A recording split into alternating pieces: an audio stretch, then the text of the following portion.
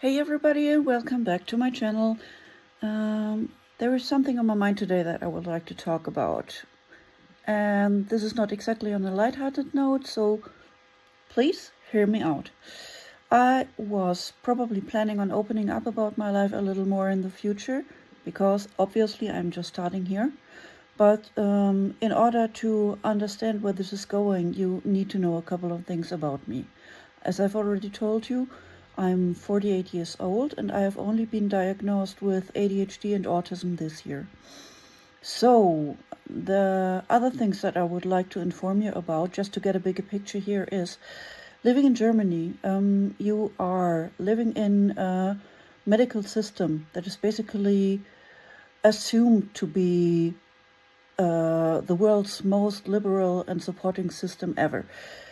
That's not quite always the case, and there's probably a lot fantasizing about it and romanticizing it, and painting a picture of something that isn't actually happening. So I've been in therapy for quite a couple of years, and there is a limited amount of hours of therapy that you can probably use up before you have to quit therapy entirely and wait a 2 year period before you can reapply. There's only extraordinary circumstances where you can probably, after several applications and a lot of legal troubles that you have to put yourself in order to make an exception to this rule. So, as it happened to be, the moment I got my autism diagnosis, which was the second one, the first one was the ADHD, my contingent was used up. My therapist and me, we have a couple of workarounds. There are a couple of, I wouldn't call it loopholes, but there are some possibilities to get at least a minimum amount of support during the time where you cannot make this application. So basically what's going to happen the next years is I have to wait 2 years until I can make a full-fledged new application for a long-term therapy again. And meanwhile, I have to work around with getting 2 or 3 hours of support in a 3-month period. And we have to just make do by that. So I can basically get 1 hour of therapy every 6 weeks. Otherwise, I have no support system. And by that I mean no support system at all. Yes, I am on sick leave, and in Germany that means we are being paid a specific amount of our previous earnings. So our last paychecks are being calculated for a specific period of time. And for sick leave, you are when you are beyond 6 weeks of sick leave, which technically is being paid by the company you're working for, after this 6 weeks, you are paying this by having paid your health insurance. So the health insurance is not only covering your medical bills, but also extended sick leaves that go beyond 6 weeks, but no more than 18 months in a row for the same ailment. So let's assume, for instance, you breaking your leg is not a good thing. Let's assume you have a chronic illness. Let's say you have depression, for instance. If you go into sick leave for depression and the 6 weeks are over, you have a maximum of 18 months that you can be on sick leave for this specific illness. But if you are not healthy by then, you either go back to work being not cured at all, or you have to go into a different part of the social system, which I will not elaborate on now because this is just taking it too far. But let's assume you are on sick leave for depression for 6 months, and then you feel sort of able to work again. You go back to work, and then you work a couple of months, and then you are going back on sick leave for depression again. This is the same illness, and it happens again in a specific amount of time that is then considered to be a continuous thing. So after working 6 months, and you have been away 6 months, you are still using up that contingency of 18 months. So you have only 12 more months to be sick for depression on the same bill. Otherwise, you're going to be kicked out of that. So, and that's the only support system I have at this moment. I do not have any family living close by, for reasons I would not like to delve into at this point of time. There are big portions of my family that I am no longer in contact with, and those parts that I have contact with, that's a whole different story, but generally they are living too far away anyways. I have lost most of my friends, if not all of my friends, over the last years, because nobody wants to be friends with an overweight, mentally ill and chronically broke person. And those people that I have that are still sort of supporting me or friends with me are literally too far away to be able to help me when some sort of immediate crisis is happening. Also, in terms of getting along with my daily life, these people not only cannot be responsible for helping me all the time, they don't have the capacity for being too far away, for being full-time worker, for having lots of problems on their own, and all sorts of other things. So with the situation of being newly diagnosed ADHD and autism, I have no social support system that can get me through all sorts of problems. For example, my chronic burnout, extended periods of executive dysfunction, impulse spending, whatnot, all these different things that pop up. So that's something I have to get on with on my own. My therapy contingency is used up, so I only can have 1 hour of therapy once in 6 weeks. I have to wait pretty much still 2 years to make a new application for full therapy again. And also, and this is the biggest problem for me at this point of time, since January I'm trying to search a neurologist or a psychiatrist that will support me in getting some sort of medication. I mean, we all know there is no medication or cure for autism, but there's a couple of things that can be done in terms of ADHD. Unless you are a late diagnosed adult living in Germany and having had a career beforehand. I only received my latest refusal from a neurologist very recently, and this is something that completely confused me. I have to get back a little. I have to step back a little here and start a little earlier. I have been in therapy with a psychiatrist before, while I was being diagnosed depressive. Probably, if the situation about my depression was re-examined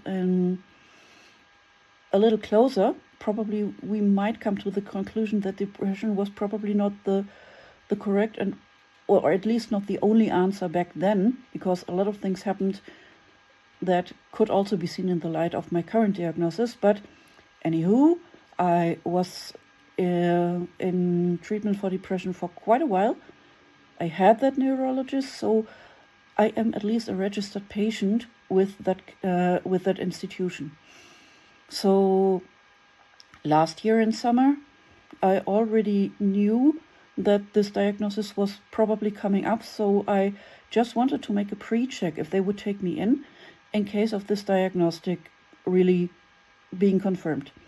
That was July 2024, and I just wrote them an email and asked for a short appointment just to check in. I talked to my former doctor there, and she was confused as to what I actually wanted from her.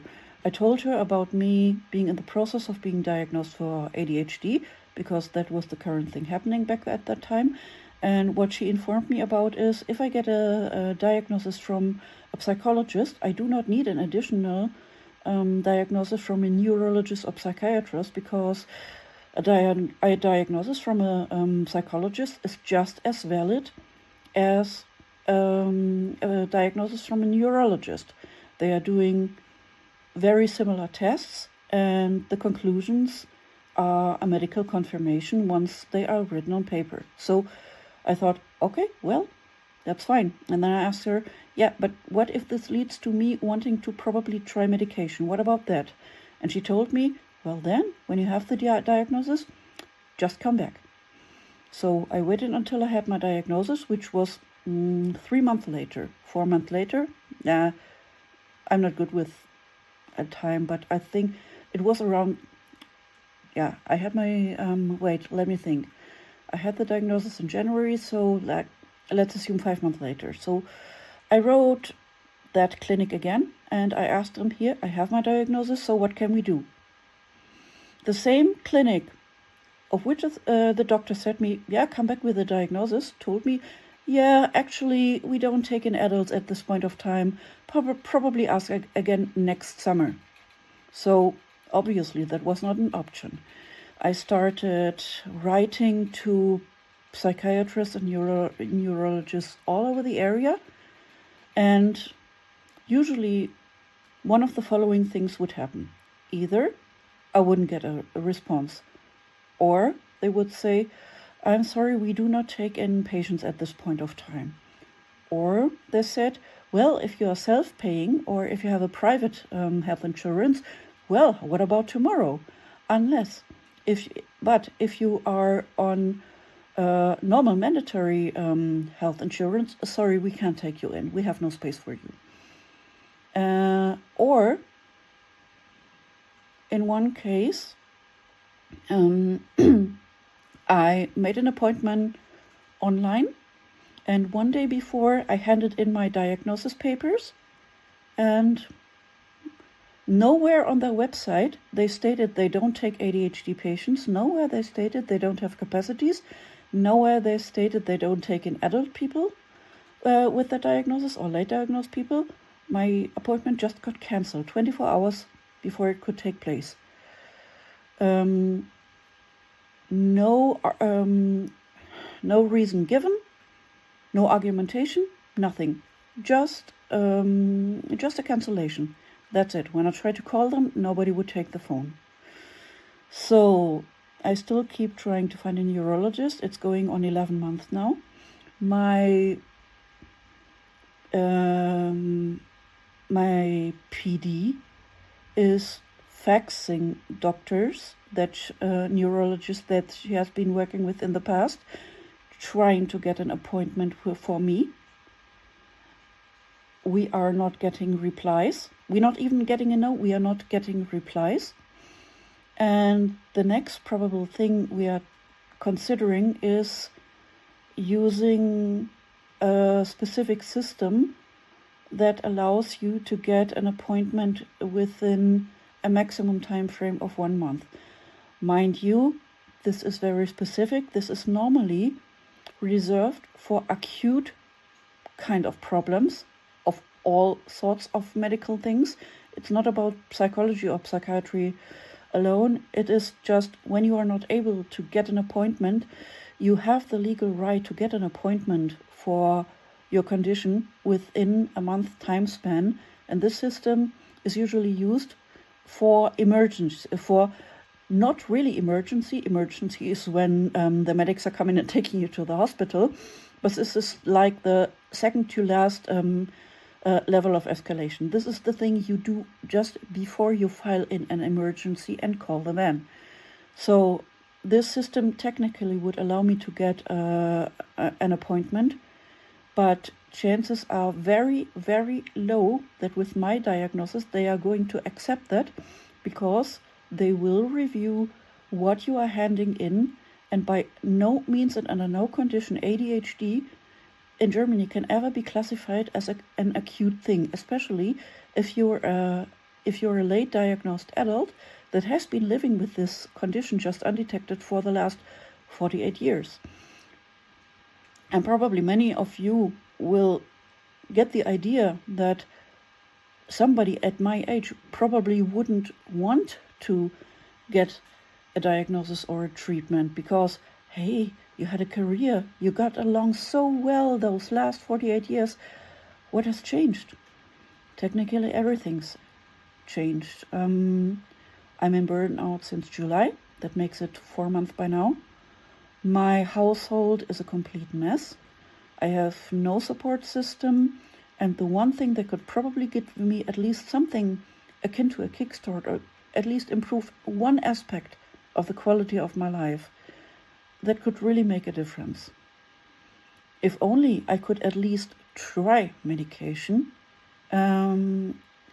just to make the decision, this is going to help me or this is not going to help me. If I could at least try, I would do everything that's in my realm of possibility, just to give it a chance, just to have the option.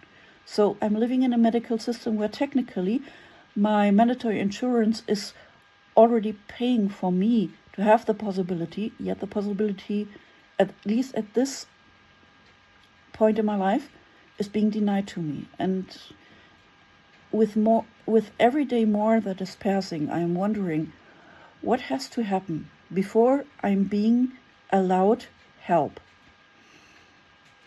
So if you ever have a person in your surrounding that looks like they are not asking for help, think again.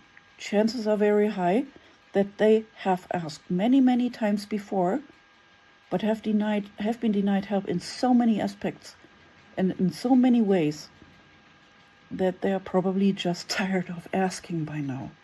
So that's where we are starting here.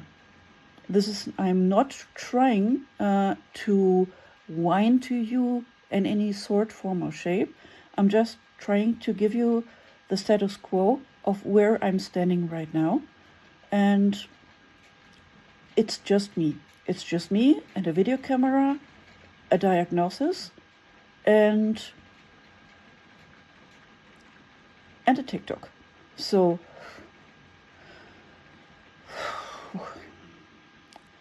what am I actually expecting? Probably some of you that have watched a lot of videos from other people with ADHD, that have only started posting retrospective, that have already managed the journey and somehow got their life together to a certain degree at least, that they can talk from a position of comfort, looking back to the messy times that they had to go through. That it's easy to say, oh man, I was in so much pain back then, but look how much I have achieved here and I can give so much good advice to you.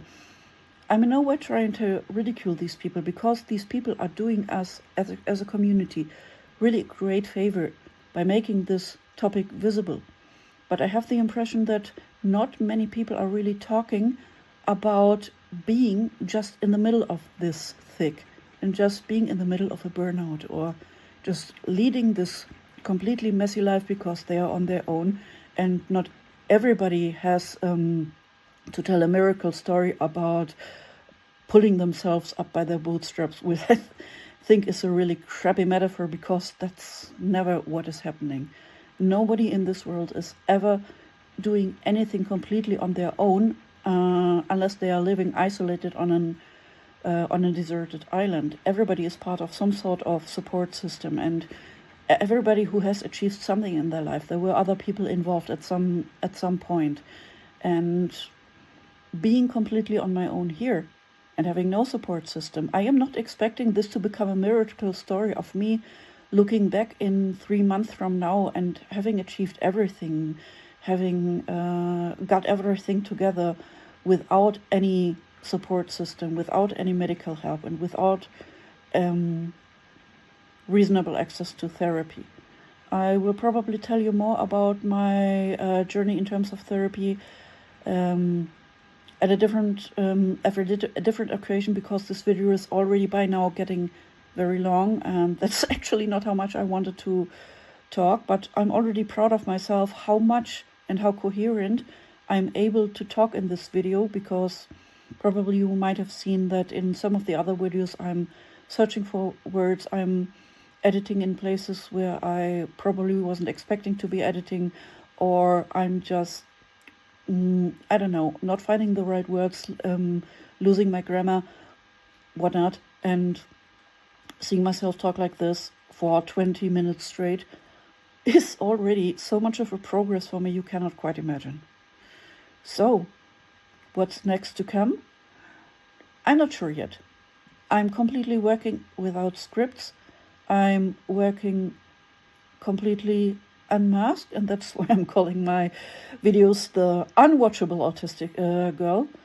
I'm not sure if I'm going to change my location, lighting, whatsoever. I have absolutely no concept and no plan of what's going to come in the future. The only thing that I'm really planning is I would like to stay consistent about still being unmasked and about still making as little editing or glossing this up as possible, so that you can actually see me live a real life and a real autistic burnout as a real person.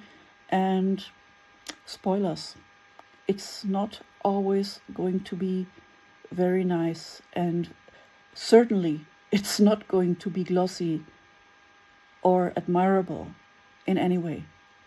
So let's see what surprise is coming next. Talk to you later.